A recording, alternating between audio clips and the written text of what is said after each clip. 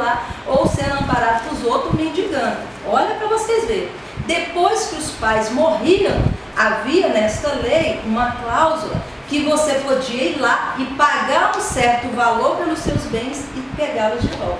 Depois da morte dos pais, eles iam lá e retomavam os seus bens, só para não cuidar dos pais. Veja que as leis eram de interesses próprios, né? Então esses fariseus aqui, arrogantes, hipócritas, um tipo de pessoa que está aqui no meio dessa multidão, eram pessoas que criavam as suas próprias leis. O que eu quero que a gente entenda com isso tudo? Para me chegar ao arrependimento, eu tenho que saber assim, eu tenho que me arrepender de quê? Se eu falar para vocês hoje, como João Batista aqui, arrependei-vos, pois é chegado o reino dos céus. Vocês vão entender?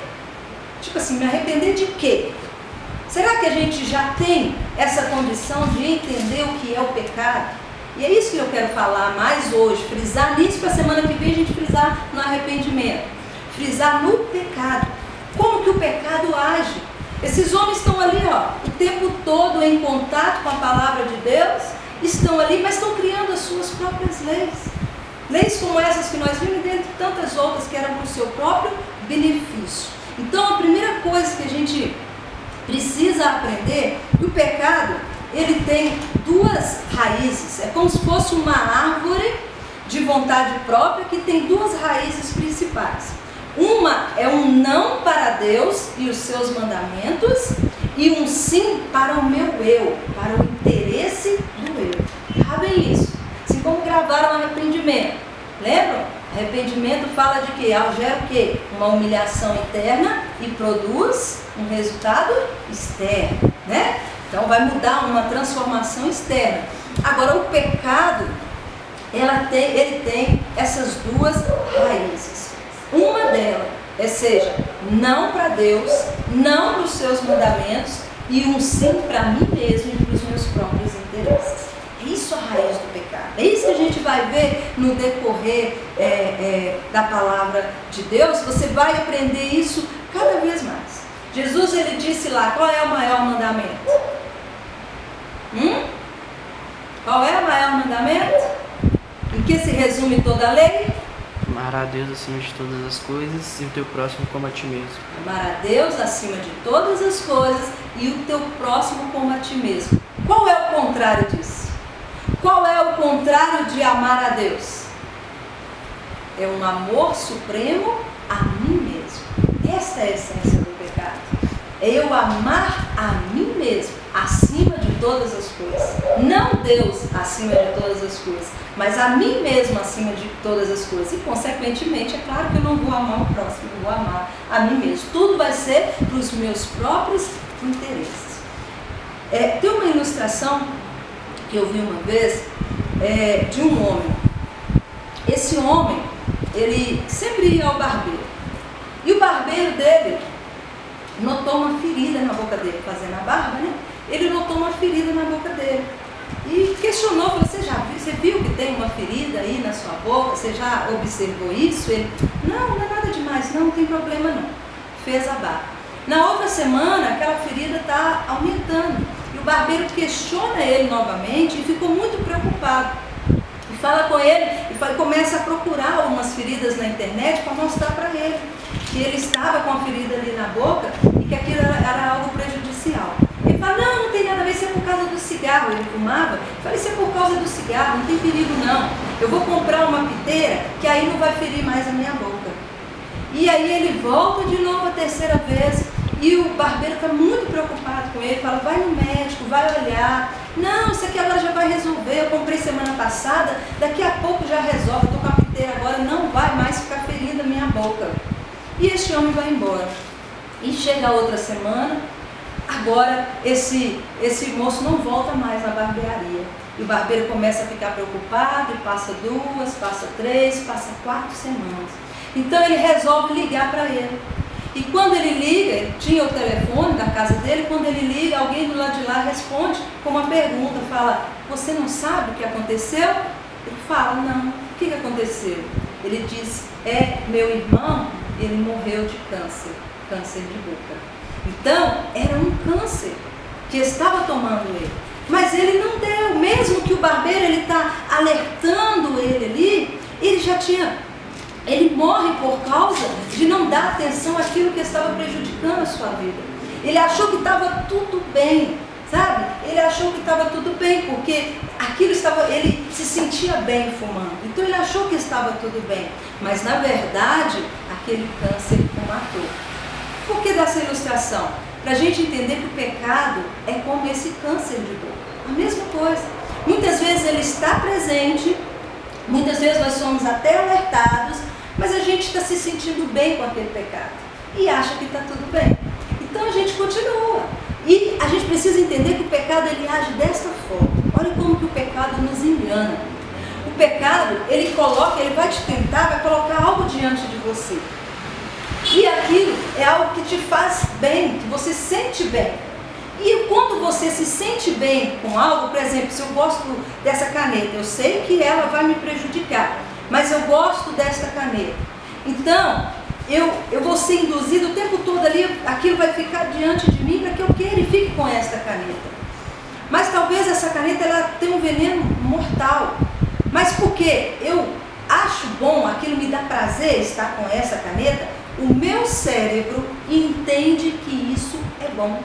Então não vai haver resistência.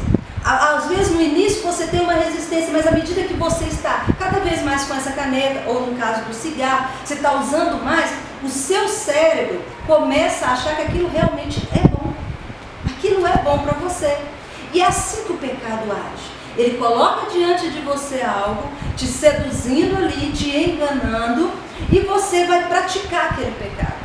E à medida que você pratica, aquilo vai ficando cada vez mais natural. A sua consciência não te acusa mais, sabe? Ela vai ficando cauterizada, porque o seu cérebro entendeu que aquilo era bom, senão você não estaria usando, senão você não estaria praticando aquilo. E é muito difícil, então, mesmo que alguém chegue e nos fale, isso está errado, é muito difícil da gente enxergar. Até porque, né, gente, eu sempre falo, os nossos olhos são para fora, né? Não é para dentro, né? Como é difícil, às vezes, a gente entender e ver o nosso próprio pecado. É muito difícil, porque é muito mais fácil enxergar o pecado do outro do que o seu mesmo. Muito mais fácil. Isso é natural. Mas a gente tem que estar em alerta e vigilante quanto a essa sedução do pecado, porque é assim que ele age, sabe? O seu cérebro começa a achar que aquilo é correto, você fazer aquilo, porque você está praticando. Se você continua fazendo e não ficou triste, você está achando aquilo bom, gostoso, satisfatório, então isso é bom para você. Então aquilo vai ficando cada vez mais normal na sua vida. E aí que entra, aí vai criando a sua própria verdade na sua mente. Todo mundo pode falar, não, essa caneta te prejudica. Mas na sua mente, na sua lei que você criou, não prejudica, porque está me satisfazendo. Assim aconteceu com esses fariseus aqui. Estavam ali, tinham a palavra de Deus o tempo todo, mas esta dureza do coração, sabe, o cega, o pecado ele faz isso, ele cega o nosso entendimento. E por você continuar praticando, eles foram praticando, aquilo se tornou normal. Imagina os mestres da lei, gente, fazendo isso que nós falamos aí com os pais. Olha que absurdo, né? Aqueles que deviam guiar o povo fazendo isso com os pais. Mas por quê? O pecado já endureceu tanto o coração deles que para eles estava certo. No cérebro deles já estava correto. Não tinha nada mais resistindo e falando, não, o coração deles já estava duro. Não está errado o que você está fazendo, não. Para ele já era certo. É assim que o pecado age. Por isso que a gente tem que cortar logo o pecado pela raiz. A gente não pode dar vazão. Né? Por exemplo, uma pessoa raivosa. Estava vendo a Fazenda, né? Está passando na Record. Tem uma moça lá, como é que ela chama? Raíssa.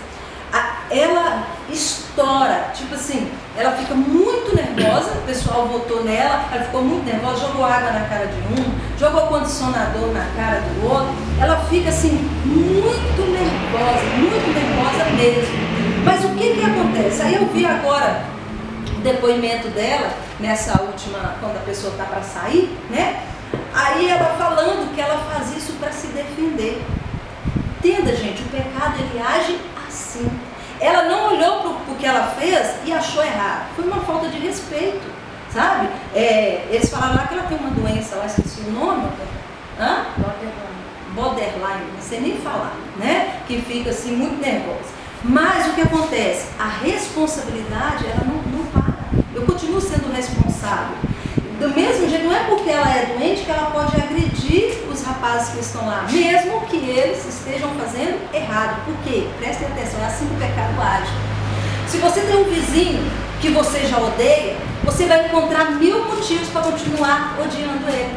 1000 motivos. O seu pecado ele vai te dar, ele vai te mostrar, olha lá, olha o que ele está fazendo com você, olha o que ele fez de novo, olha o que ele fez. Como ela, o pecado dela mostrou para ela que ela não estava errada.